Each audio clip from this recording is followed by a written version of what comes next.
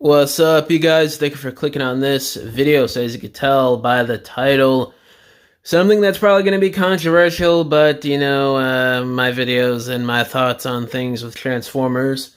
When is it not controversial to a certain number of people in the fandom? So this has been a bit of a discussion in the community the last few years, basically since Victory Saber and that figure's QC problems, and maybe even since Unicron, I'd say. But I didn't want to believe it. I didn't want to entertain it. But at this point now that we're 5-6 years into the Haslab campaigns for Transformers, we've gotten, what is it, 4 of them now. And I gotta say, guys, Haslab really isn't something that we need from Hasbro, basically.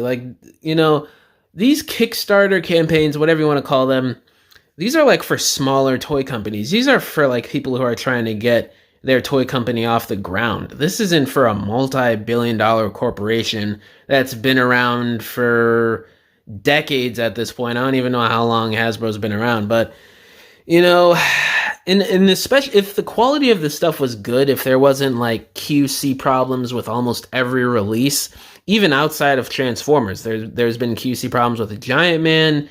There's been QC problems with I think there was something wrong with the Sentinel, but it seems like every other Haslab release, there's some sort of issue with how the figure was made in the factories. And I don't know, I feel like Hasbro is just neglecting this because they know nerds and fans are naive and they're just going to buy whatever they want, even if the quality is trash. And that's true. That's what people do. And that's not something I want to do. I try not to do that, even though I've probably done it in the past a couple times with certain figures where I'm like, oh, this figure sucks, but I really wanted the character. And now that we have it, it took all these years to get it. I'm like, I'll just get it, even though it's not really a good figure. I'm looking at you, Kingdom Cheetor. But in terms of a release that's $200-300, hell no. I mean, Omega Prime, what they've done in terms of the quality in making that figure the QC, that's absolutely atrocious. That should not be happening. I was talking to my buddy TF Prime yesterday. We met up at the time of this recording, and he was saying that he knows a person that got their copy in Baltimore, and their Ultra Magnus started yellowing a few days after opening it or something. So I just don't understand where we go from here in terms of just QC as a whole in Haslabs, because there were issues with Victory Saber. I sold my Victory Saber off because the plastic quality on that figure was awful. There were issues where certain things weren't engineered correctly and certain things were breaking or whatever. With Deathsaurus, you guys, let me know in the comments if there was anything wrong QC-wise, but I don't remember anything with Deathsaurus. My copy was fine. I also sold my Deathsaurus because I just didn't care to have the character anymore. I was just curious on what it was like, because there was a lot of good praise for him. And I'd say he's the best Haslab hands down at this point. I was going to give it to Omega Prime, but not anymore with these insane QC problems that basically almost every copy is having, it seems like. So this was the first Haslab that I backed outright that I didn't get secondhand. And this is the one that has probably the worst QC problems yet on any Haslab, whether it's Marvel, G.I. Joe, or Transformers, or Star Wars. And I'm really pissed, guys. This was my breaking point in terms of, do I really think Haslab is something good and something that Hasbro should continue to do? Just from a quality of product standpoint and what we're getting for our money's worth, I don't think we should be. And furthermore, like what I said a minute or two ago, from a business standpoint and just an overall toy industry standpoint, Hasbro really shouldn't even be doing crowdfunding to begin with. Like I said, they're a multi-billion-dollar company. They can just make however many copies of these figures and put them up on Hasbro Pulse, and if they sell out, they sell out, and it'll be like a one-off release or something. Make 30,000 copies, and it'll sell out probably, and that's that. You don't have to do this big deal of crowdfunding and doing this big ass rollout for 2-3 months or whatever and pressuring people into FOMO to buying it. Just make the release, post it on Hasbro Pulse or wherever other fan channels you want to post it on. Make a certain number that's lower than what they usually do for mass retail products, and that's that. You know, they don't have to make it this big crowdfunding deal trying to basically swindle people into thinking you're getting this special release that there's only 20-30,000 copies made of, when the figures themselves are crap.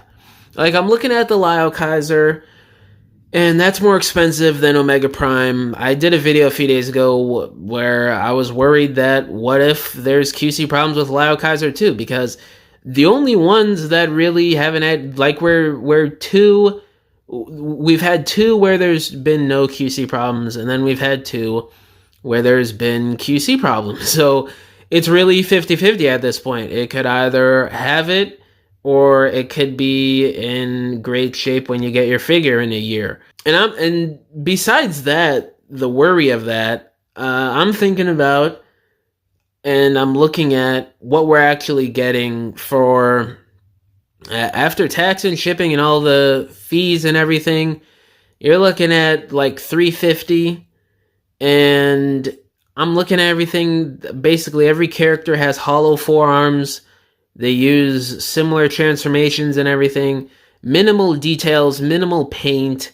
The engineering seems actually kind of simplistic, even though it's more complex than Omega Prime, because obviously it's more individual robots, it's more individual modes. But at the same time, to get into those individual modes, it's very simple. Like, all of these are basically deluxe class, it looks like, with like 1 or 2 Voyagers, I'd say.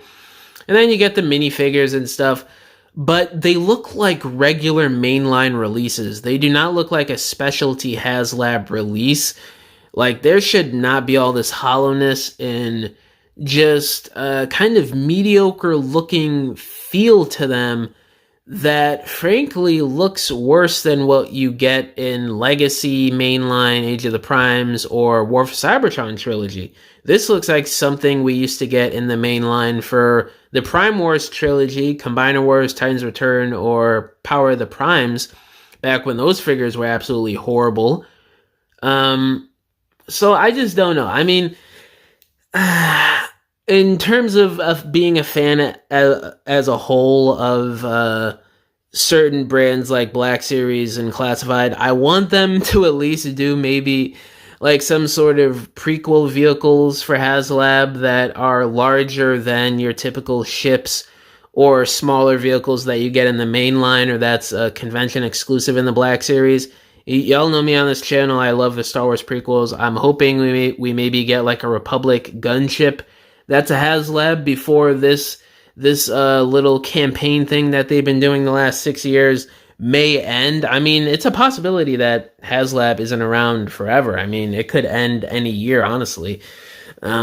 Especially with these crazy QC problems and all these complaints and returns that people are going to have to be making. There's probably going to be stuff that's going to be cracked down within the Haslab workspace at Hasbro, I'd say. But, you know, outside of that, I mean, just end it at this point, you know. Even then, for the prequel ships, I was saying, like, you could just make certain amount of copies and post it on Hasbro Pulse. You don't have to do a Haslab campaign for that either. So, I mean, and plus they introduced the made-to-order thing, what was that, like a year or two ago?